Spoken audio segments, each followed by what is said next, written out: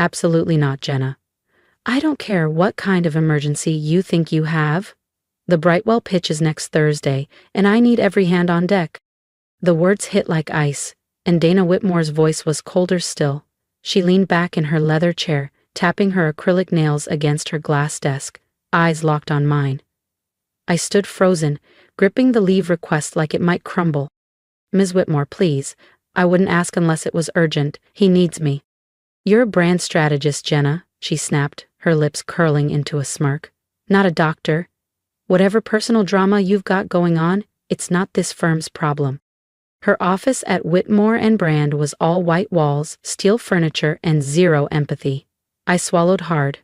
This isn't drama. My uncle's in hospice, stage 4. He has no one else, just me. I said no. Dana's palm hit the desk with a crack. I flinched. You've been distracted for weeks, long lunches, quiet quitting vibes, and now you want 7 days off? This is the biggest client we've ever landed. I felt my chest tighten. I was 29. I'd given this agency 5 straight years, missed birthdays, holidays, even my sister's wedding. I'd never asked for time off, not once. I'll work nights, weekends, zoom in when needed, but I have to be there. He's family. Dana stood, tall in her heels, jaw clenched. Do you understand what Brightwell means to this firm? Clearly not. You're too wrapped up in your little charity case. I thought of Uncle Louis, fading in that hospital bed back in Austin, always smiling through the pain. He deserved better than dying alone because my boss couldn't see past the bottom line. I'm going, I said, voice steady. Do what you have to do. Dana sneered. Is that defiance? I met her glare. That's compassion. And I walked out. What's right is being a team player, Jenna. What's right is understanding that in this industry, we don't get to play Mother Teresa. Dana Whitmore's voice was sharp, her heels clicking across the office floor as she circled me like a lioness sizing up her prey. My heart pounded, but I stood tall. I understand, I said, keeping my tone calm. Dock my pay, write me up, whatever you need, but I'm taking this week. Dana stopped in front of me, eyes glinting. She snatched the leave form from my hand, tore it into pieces, and let them fall to the floor. Oh, I'll do better than that, she said, voice like ice. The words landed like a blow, but I refused to let her see me break. You're firing me for asking for medical leave? No, she said smoothly. I'm firing you for insubordination and poor performance. Your priorities clearly don't align with the company's. She smiled coldly. Enjoy unemployment, Jenna.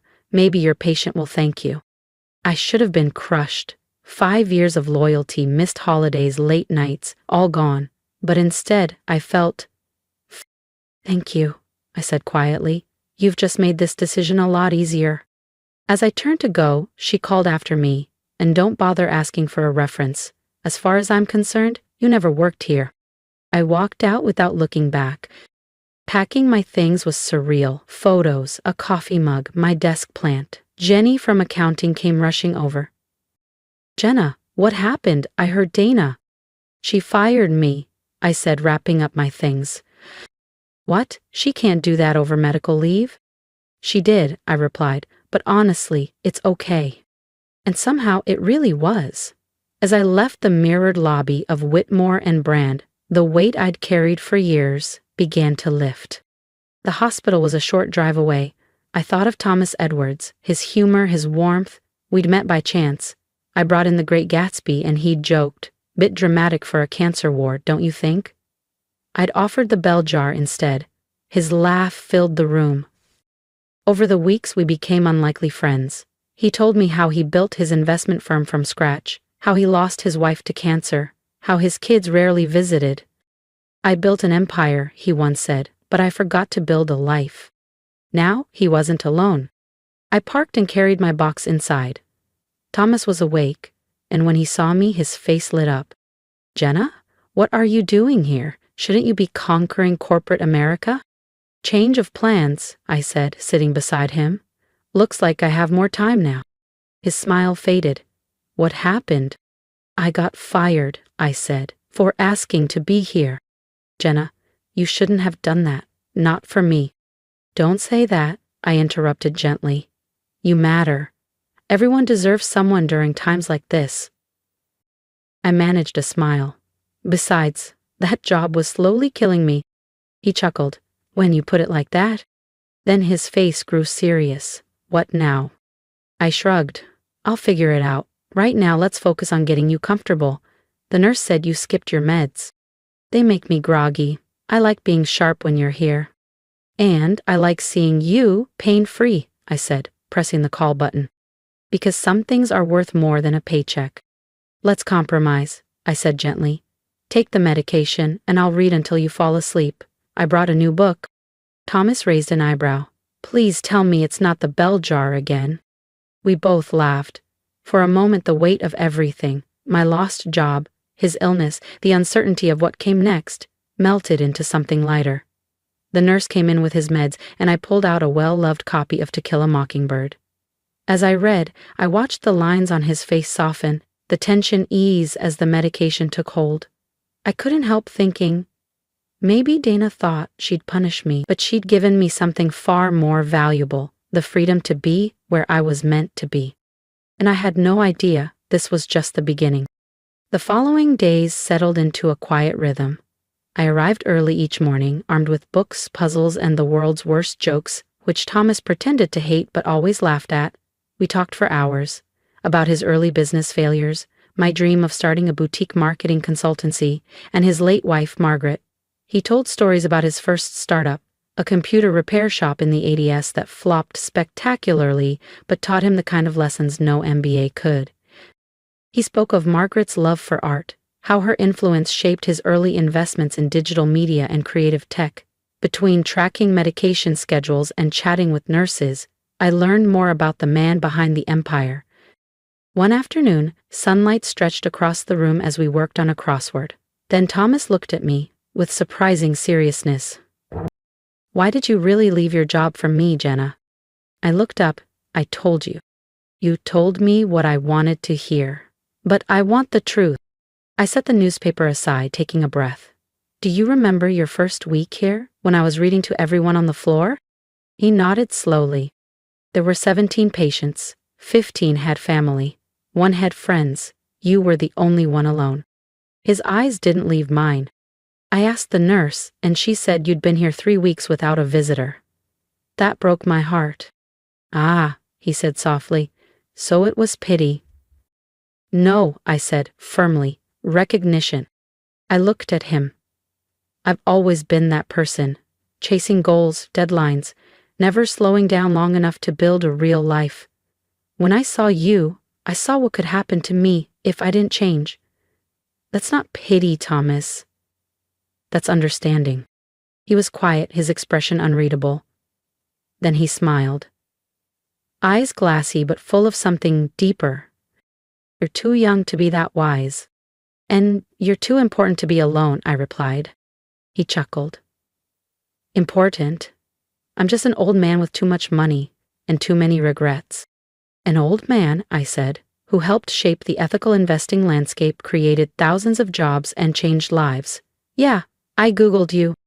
Google, he said, amused. LinkedIn, I smirked. Your profile needs work. We both laughed, the heaviness between us easing, but something had shifted, a deeper understanding of the loneliness we'd both felt, and the connection we'd found. That night, after the nurses dimmed the lights and the hallway quieted, Thomas looked at me. I need you to do something for me. Anything, I said. In my briefcase, the one my assistant dropped off last month, there's a letter. I need you to deliver it. I opened the closet, pulled out the briefcase, and found the envelope. The name on it stopped me cold. Dana Whitmore, CEO, Whitmore & Brandt. I turned slowly. You knew? Thomas nodded. Since the day I saw your company badge. I've followed Whitmore & Brandt for years. My firm is a silent partner. My heart raced. Why didn't you say anything? Because I wanted to get to know you. Not Jenna the employee, Jenna the human being. I stared at the envelope. What's in it? He looked at me clear-eyed. The truth. About business. About values. about what leadership really means. When should I deliver it? Tomorrow, he said. And I knew it would change everything. I think it's time Dana Whitmore learned a few things about the real cost of success. As I left the hospital that night, Thomas's letter tucked safely in my bag, I couldn't help but wonder what tomorrow would bring. Dana had tried to break me, thinking she held all the cards, but sometimes life has a quiet way of setting the scales right, not through revenge or drama, but through truth and consequences. What she didn't know was that her world was about to shift, and I'd have a front row seat. The next morning, I stood in front of Whitmore and Brand's sleek downtown Austin office, Thomas's letter in hand. The security guard at the front desk, Rick, who used to greet me every morning with a smile, now looked uncomfortable. "I'm sorry, Miss Blake," he said, glancing at his screen. "You're no longer on the visitor list. Miss Whitmore's orders." I smiled, unfazed. "Could you let her know I have a letter from Thomas Edwards?" His eyebrows shot up. The name clearly meant something. A quick call later, he handed me a visitor badge. "She'll see you now." The elevator to the 18th floor felt strange. Just a week ago, I was racing up here balancing cold brews and pitch decks. Now, I was walking in with something that mattered more than any campaign. Dana's assistant didn't meet my eyes when she ushered me in. Word had gotten around. Dana sat behind her desk, rigid as ever, her expression unreadable. "Jenna," she said coolly, "I assume this isn't some misguided attempt to get your job back." I calmly placed the envelope on her desk. "No, this is a delivery from Thomas Edwards." Her hand hovered over the letter, fingers suddenly twitchy. "The Thomas Edwards? As in, the investor?" I nodded, sitting down without asking. Her lips pressed together at the breach of etiquette, but she didn't protest. "He asked me to deliver it personally." Dana tore open the envelope, scanning the contents. Her face shifted, first confusion, then disbelief, and finally full-blown panic. This can't be right," she muttered. "What's wrong?" I asked calmly. "Not the memo you were expecting?" "He's pulling out, all of it, effective immediately." She shuffled the pages like they might suddenly rewrite themselves. "The Brightwell deal, the expansion, they're all backed by his firm. This will ruin us." "I know," I said softly. Her eyes snapped up. "You knew? When was I supposed to tell you, Dana? While you were firing me for taking care of a dying man? Or while you were threatening to blacklist me?" Dana stood abruptly, pacing behind her desk. "We can fix this. You have to help me fix this. Just talk to him. Explain it was a misunderstanding." "A misunderstanding?" I repeated, voice firm. "You humiliated me. You mocked me for showing compassion. That wasn't a misunderstanding. That was who you are." Dana stopped pacing. "Please," she said, and this time it wasn't icy. It was real, desperate. "I'll reinstate you, promotion, raise, name it. Just help me fix this." I thought of Thomas, of the employees like Jenny who cried in the bathroom after Dana's public lashings, of Mark who missed his daughter's recital because Dana moved a deadline for no reason. This wasn't just about me anymore. "I don't want my job back," I said, "but I will tell you what Thomas told me to say." She leaned forward, clinging to hope. "He said you have a choice. You can keep the investment, your position, everything, but only if you agree to changes." "What changes?" I pulled out a second envelope, this one containing a typed agreement from Thomas. "Restructure management, implement actual work-life balance, enforce fair medical leave, quarterly employee satisfaction reviews, with consequences."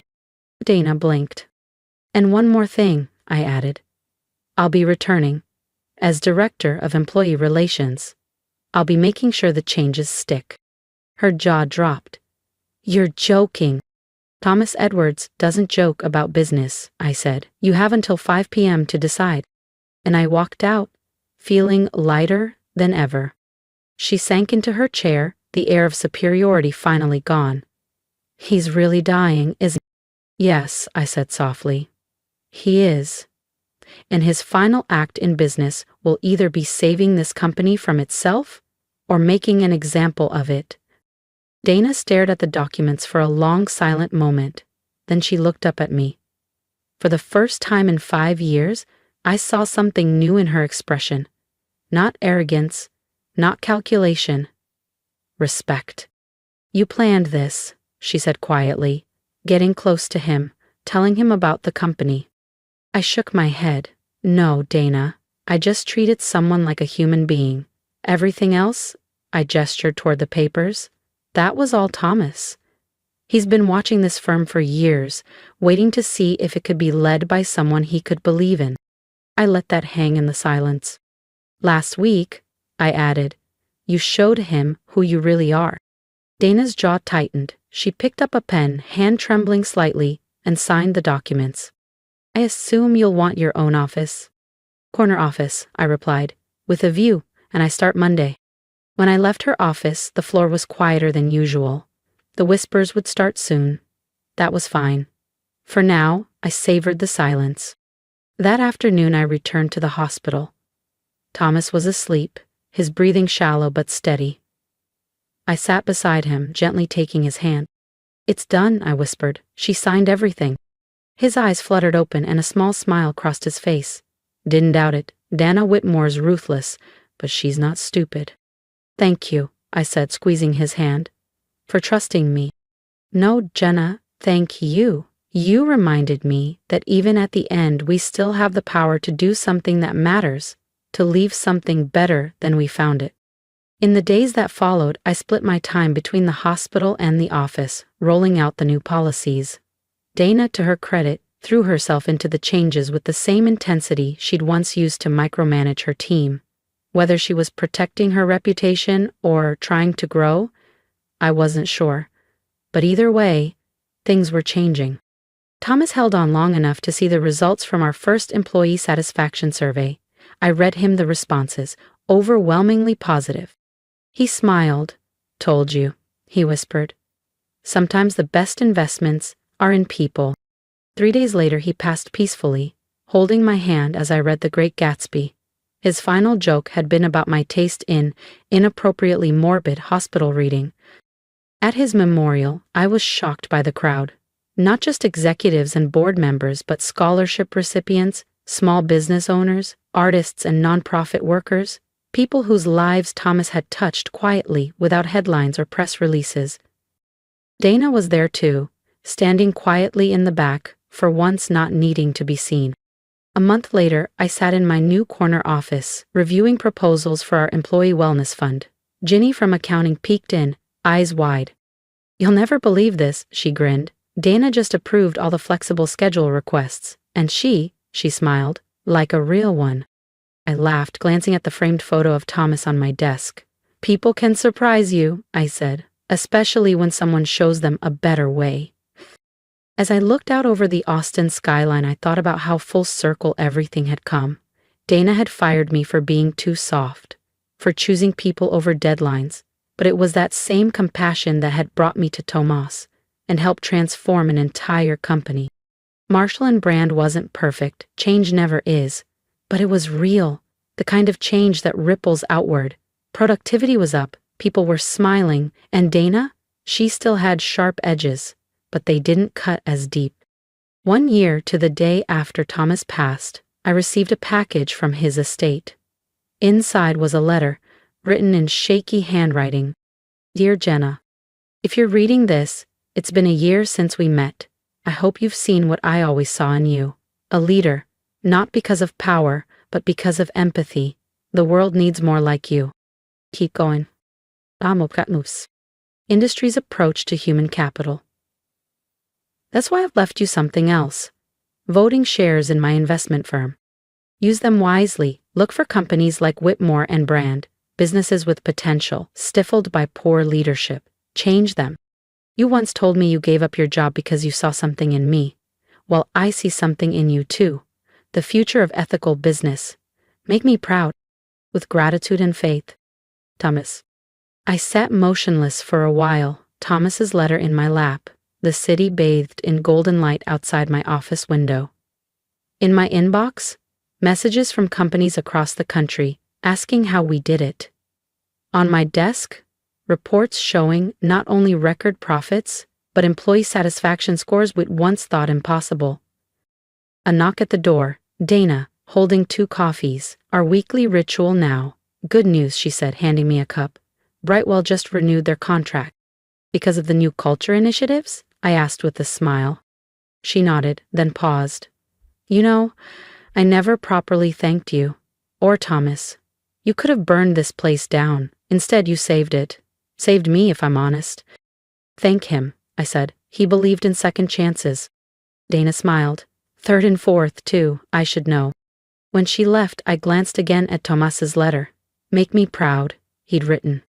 I think he already was, of all of us, of what we'd built. Tomorrow, I'd start looking outward, at new companies to invest in, new leaders to mentor. But tonight, I sat in my corner office, sipping coffee, watching Austin light up beneath a darkening sky, grateful for the unexpected path that had led me here. The next morning, Rick greeted me with a grin. Good morning, Ms. Blake. Making lives better today? Every day, I said. That's what good investments do. If my story resonated with you, I'd love to hear your thoughts. Leave a comment, share what you would have done in my shoes, or just say hi. I read every one. Your support reminds me that choosing empathy over ego is never wasted. If you've ever been overlooked, underestimated, or told your kindness was weakness, know this, you are not alone. Keep showing up. Keep choosing what's right, even when it costs you. The return on that investment? It's bigger than profit. It's purpose. And if you're standing at a crossroads like I was, let this be your sign. Compassion is power.